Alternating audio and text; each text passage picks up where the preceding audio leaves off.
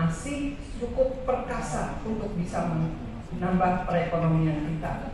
Dan saya juga mengutip dari pernyataan Ibu Deputi Bidang Kebijakan Strategis Kemenparekraf, yaitu Ibu Bunike, namanya Ibu Raden Purweni Ukar, mengatakan devisa dari sektor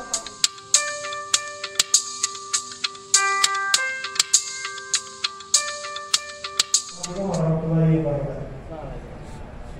Terima kasih Pak Fikri mengingatkan kita, Mas Menteri, menyangkut soal amanat undang-undang cipta kita. Di situ memang kira-kira sambil menunggu kelembagaan, dan kita meyakini dalam konsideran bahwa salah satu yang harus kita dorong penambahan anggarannya besar adalah di sektor ekonomi kreatif.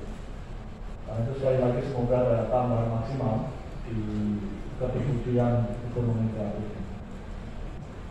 Terima kasih Pak Fikri, mewakili dari fraksi PKS. Selanjutnya kami persilakan dari fraksi PAN, saudariku Ibu Dewi Nuriani. Terima kasih saudaraku ketua yang baik hati, yang tadi dan Pak Perusahaan tambah muda saja. Assalamualaikum warahmatullahi wabarakatuh.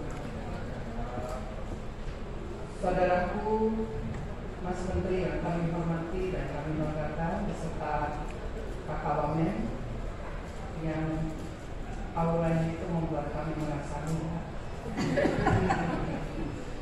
beserta seluruh kita masih muda ya, kita masih muda karena ada Kakak Wamen, jadi kita masih muda, beserta seluruh deputi dan seluruh jajaran Kemenparekraf yang kami cintai dan kami banggakan. Menyambung dari pernyataan saudaraku Pak Fikri dan saudaraku pimpinan, saya ingin juga menyampaikan beberapa hal tentang yang pertama. Kami melihat bahwa dalam penyusunan anggaran belum ada suatu yang keseimbangan antara pariwisata dan ekonomi kreatif, di mana pariwisata menempati angka 44,4%, sedangkan ekonomi kreatif menempati angka 17,4%, pokoknya sekitar itu kurang lebih. Padahal ini dalam situasi, saya mengutip dari Kakak Rati, dalam situasi pandemi ini fokus kita dalam pemulihan ini mau kemana? Apakah kita mau ke ekraf atau mau ke pariwisata? Kalau kita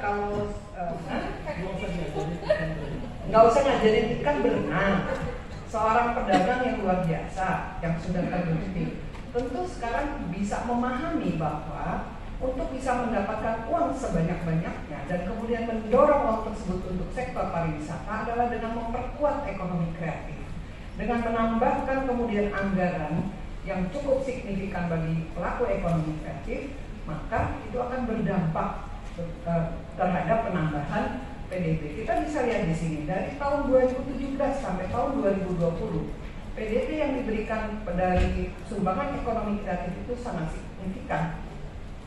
Bahkan masa pandemi COVID ini dari 2019 1.211 triliun, di 2020 ini PDB-nya 1.100 triliun, masih cukup perkasa untuk bisa menambah perekonomian kita.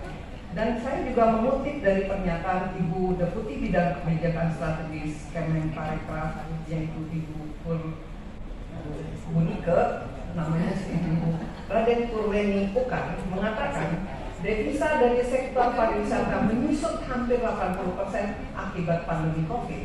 Nah, karena itu kita bisa melihat di sini, kita kan ada dua pilihan.